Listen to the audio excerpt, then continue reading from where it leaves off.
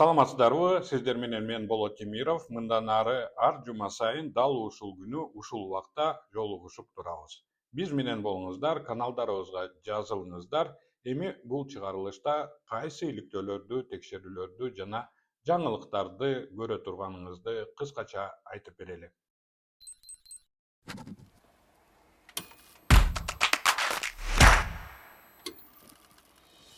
Кыштын башында элге 2 киловатт чектөө киргизилип, наразылыктан кийин аны 3 киловаттка көтөрүштү. Ошол эле учурда министр өлкөдө болгону 2 гана иштеп жаткан майнинг компания бар деп билдирген.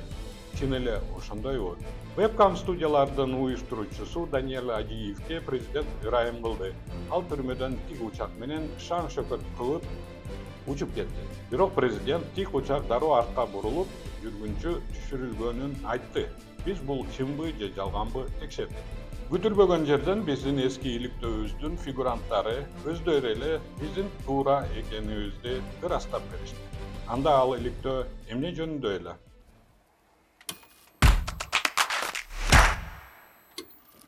Бул кыш оор болду, бирок аба ырайынан улам гана эмес, эң оолу бийлик киргизген чектөөлөрдөн улам. Бир батирге же бир үйгө берилген 3 киловатт электр кубаты электр жылыткычтарын колдонууга жетишсиз болду. Бул ноябрда коомчулуктун наразылыгын жаратты. Бул наразылык Кыргызстанда майнинг мамлекеттик деңгээлде колдоого алынып жатканы менен дагы күчөдү. Энергетика министри Талайбек Ибраев актанууга шашылды. Мыйзам чегинде 2 майнинг ферма бар. Ошо улуттук электр тарамактары менен келишим түзүп, мындай эми электр энергия алыш үчүн баары тең эле биринчи очередь келишим түзүш керек да. Келишим түзмөйүнчө биз алалы. Анан служба энергия надзора ага наряд берет, анан кошулат электр. Бизде 2 майнинг ферма бар. Бүгүнкү күндө экөө тең өчүрүлгөн. Биз министр журналисттердин иликтөөлөрүндө табылган майнинг фермаларды гана атаганын байкадык. Биринчисин Кемин районундагы Быстровка айылынан азаттык тапкан. Ага чейин бийлик Кыргызстанда майнинг фермалар жоктой түр көрсөтүп келген. Электр жарыгы Кыргызстанга өпчап жетип, кышында свет өчүп атканда 1 жылдан бери Кемин шаарынын жогору жагында майнинг ферма иштеп атат. Анын ишмердиги тууралуу мурда кийин расмий маалымат берилген эмес. Бирок Кеминдеги майнерлер энергетика министрлиги менен келишим түзүп, үзгүлтүксүз электр энергиясын ала турганы белгилүү болду. Экинчи майнинг ферманы Клоп басылмасы тапкан. Эл көзүнөн алыс түз эле Камбар-Ата 2 гидроэлектростанциясында майнинг ферма иштеп жатат. Мына журналисттер бул боюнча 23-жылы эле эмнелерди аныкташкан. 2023-жылы Кыргызстандын өкмөтү мамлекеттик Камбар-Ата 2 ГЭСинин электр станциясын кантип майнерлерге бергени тууралуу иликтөөбүз эсиңиздеби? Орусиялыктардын катышуусундагы эч кимге белгисиз МБТ Строй аттуу майнинг компания электрдин киловатын 1 сомго жетпеген баада алуу укугуна ээ болгон. Бул жөнөкөй кыргызстандыктар төлөп жаткан баадан 6 эсе төмөн. Кесиптештерибиздин ар бир иликтөөсүнөн кийин актануулар, басма сөз жыйындары болду. Бийлик мунун бизге канчалык пайдалуу экенин жана бул кыргызстандыктарга таптакыр таасир этпей турганын айтып келди. Ошондон кийин бизде суроо жаралды. Бизден дагы бир нерсени жашырып жатышкан жокпу? Биз реестрлерди карап чыктык. Көрсө Кыргызстанда 2 эмес 11 майнинг компания катталган экен. Азыркы тапта алардын 6-осу жарактуу лицензия менен иштеп жатат. 2 ферманы биз буга чейин эле билебиз. Алар министр айткан Соларкоин жана МБТ Строй. Бирок дагы 4 компания бар. Алардын сертификаттары азыр да күчүндө. Эмнегедир бизге алар жөнүндө жашырып айтпай келишет. ОСО технологическая компания Фенюен, ОСО XJY Mining Pty, Сателлит 2005, Business Drive. Балким алар ошол учурда иштеген эместир, бирок жок. Белгисиз 4 майнинг ферманын экөөсү ошол айларда майнинг салыгын үзгүлтүксүз төлөп турушкан. Муну бизге ачык бюджет порталы көрсөтүп турат. ОСО технологическая компания Фенюен майнинг салыгын 25-жылдын 10 ноябрында төлөгөн. XJY Mining Pty майнинг салыгын 25-жылдын 18 ноябрында төлөгөн. Эми энергетика министри ноябрда эмне дегенин дагы бир жолу эстейли. Мыйзам чегинде 2 майнинг ферма бар. Майнинг фермалар ишин токтотту деген сөз чын болуп чыкты.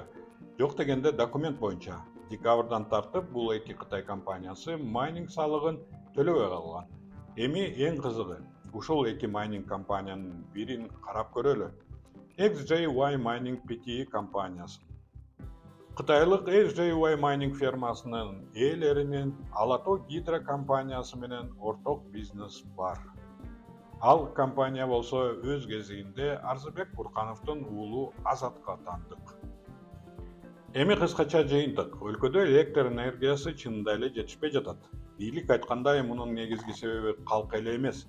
Майнинг фермалары да чоң себеп. Алар бүтүндөй шаарлар, Атыгүл райондор керектеген көлөмдө электр энергиясын пайдаланышат. Бийлик элге чектөө киргизип жатып, ошол эле учурда эл алдында майнинг компаниялардын санын азайтып көрсөтүп жатат. Алар журналисттер ашкерлеген фермалар жөнүндө гана айтып жатышат. Майнинг компаниялар саясатчылар менен да байланыштууну биз таптык. Документке таянсак, азыр 4 иштеп жаткан майнинг ферма бар. Экөөндө кытайлык катышуу бар.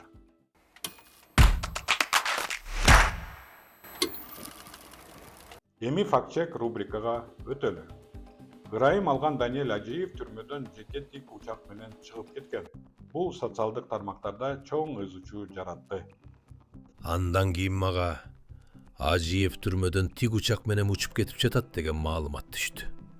Мен дароо тик учакты артка кайтарууну тапшырдым. Жыйынтыгында Ажиев үйүнө машина менен кетти. Анын тик учак менен учуп кеткени тууралуу маалымат чындап эле туура болгон. Бирок 15 мүнөттөн кийин биз тик учакты артка буруп, кайра кондурдук. Flight Radar'дын маалыматтары тик учак колонияга барып, кайра кайтканын чындап эле көрсөтөт. Бирок биз учуунун маалыматтарын кунт коюп изилдеп чыгып, борт чынында эле артка кайтканын аныктадык.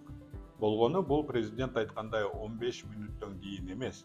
Андан алда канча эрте болгон. Тик учак болгону 750 метрге чейин көтөрүлүп, 350 метрге гана жылып барып, ошол замат төмөндөй баштаган.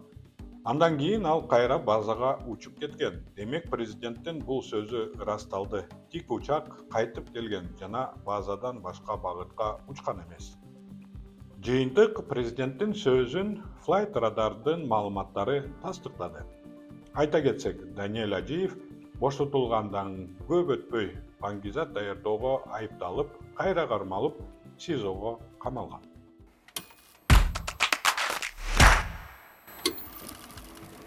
Бул рубрикада биз мурдагы иликтөөлөр жарыялангандан кийин эмне болгонун айтып беребиз. Бул жумада соц тармактарда бир видео тарап жатат. Ал жашыруун тартылган. Анда экс-депутат Жүсүпбек Коргонбай уулу биздин иликтөөбүздү эскертет. Уту пул десем буга 2 миллион доллардан ашып плюс болду. Баягы болот темирдин чыгарганы чын 1 миллион 150 миң доллар каршы болду. Бирок 1 миллион 120. Демек Шайырбек Ташиев да, Жүсүпбек Коргонбай уулу да биздин иликтөөдө айткан нерселер чын экенин өздөрү ырастап беришти. Андан кийин бул видеону бизге жөнөтүшкөн. Бул видеону жарыяласак мурункудай кылып баардыгын Камчыбек Ташиевке шылтап камакка алып, жасалма кылмыш иштерин токуйбуз деген ойлору болгон. Алар Шайырбек Ташиев чет өлкөдөгү казинолордун биринде иракча каражатын уттуруп жибергенин белгилешкен. Эске сала кетейин. Биздин иликтөө 23-жылдын 29 декабрында чыккан. 30 декабрда Махабатка каршы рапорт түзүлгөн. Ошол эле күнү ал маалымат кылмыштар журналына катталып, тергөө аракеттери башталган. 13 январда кылмыш иши козголуп, 16 январда биздин команда массалык түрдө камакка алынган. Не боюнча? Махабат эмне боюнча? Ниязбеков. Бул жумада Махабаттын иши боюнча жогорку сот өттү. Эске сала кетейин. УУнун мыйзамсыз кармоолор боюнча жумушчу тобу Махабат Тажибек кызынын кармалышын жана ага козголгон кылмыш ишин саясий өч алуу деп таанып, аны дароо бошотууна талап кылган. Ошондой эле анын камалышын да, кылмыш ишинин өзүн да мыйзамсыз деп таанууга, компенсация төлөөгө жана күнөөлүүлөрдү жоопко тартууга чакырган. Бирок сот толук актоо ордуна ишти кайра биринчи инстанцияга жөнөттү. Ошентсе да муз ордунан жылды, адилеттик орнойт деп үмүттөнөбүз. Биздин чыгарылыштарды ар бир дем алыш сайын көрүп туруңуздар. Көрүшкөнчө.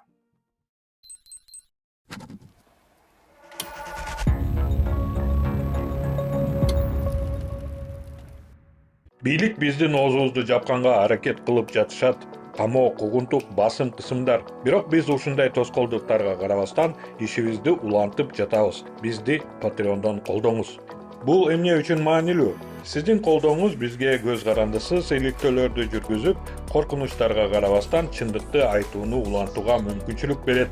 Бизди кантип колдой аласыздар? Төмөнкү шилтеме аркылуу өтүп, Кемиров Live Patreon баракчасын ачыңыз. Өзүңүзгө ылайыктуу катталуу деңгээлин тандаңыз. Сиздин колдооңуз бул чындык үчүн салым, ал эми биздин бонустар бул жөн гана кошумча белек. Картаңыздын маалыматтарын жазыңыз же PayPal'ды тандаңыз. Ушу менен болду. Биз чындык үчүн күрөштү уланта беребиз. Көз карандысыз журналистиканы колдоңуз. Шилтеме төмөндө.